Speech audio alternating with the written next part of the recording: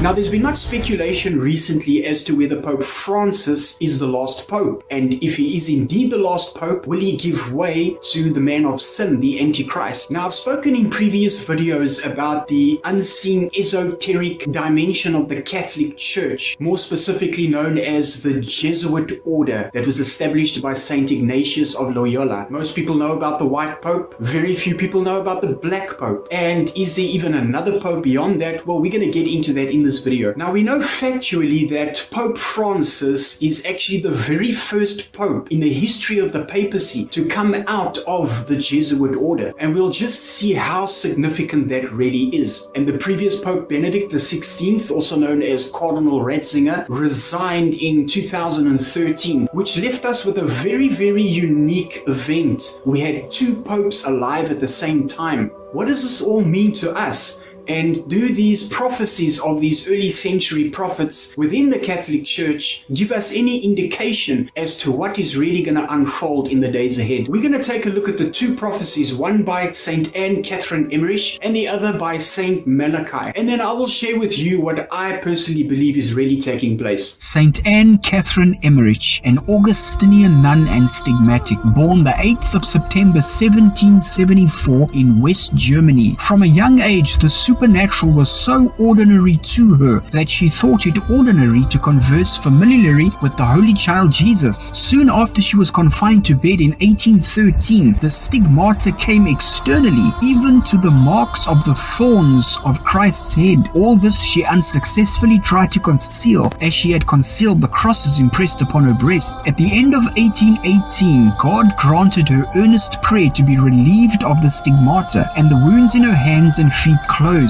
But the others remained, and on Good Friday they were all to reopen. Besides all this, she saved many souls and recalled to the Christian world that the supernatural is around and about to a degree sometimes forgotten. A rumor that the body was stolen caused her grave to be reopened 6 weeks after her death. The body was found fresh, without any sign of corruption. In 1892, the process of her beatification was introduced by the Bishop of Munster. I also saw the relationship between two popes. I saw how baleful would be the consequences of this false church. I saw the increase in size. Heretics of every kind came into the city of Rome. The local clergy grew lukewarm, and I saw a great darkness. I saw that the false church of darkness is making progress, and I see the dreadful influence it has on the people. The Pope and the church are verily and so greatly distressed that one must implore God night and day. Now, another very interesting related prophecy is that of Saint Malachi. Saint Malachi was born in Ireland in AD 1094. He became a Catholic priest and later the Archbishop of Armagh, and the first Irishman to be canonized by the Roman Catholic Church. Saint Malachi is known today for a set of prophecies purportedly written by him in 1139 concerning the future line of popes. His list started with his contemporary Pope Celestine III and continued through the next 112 popes. The last pope would be called Petrus Romanos, Peter the Roman, whose reign would end with Judgment Day. Malachi's vision of the future included a brief, cryptic description of each pope. According to Catholic tradition, Saint Malachi's prophecy remained hidden until 1590, when it was first published. It has been a source of conjecture and controversy ever since. The prophecy recently came into focus once again, right after the resignation of Pope Benedict XVI. According to Malachi's reckoning, Pope Francis I will be the last pope. Here are the final 5 popes, according to Saint Malachi. Flower of flowers, Pope Paul VI.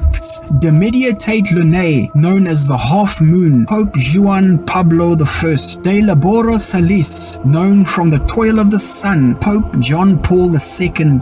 Gloria Olivae, known as the glory of the olive, Pope Benedict XVI. And then Petros Romanos, known as Peter the Roman, Pope Francis I.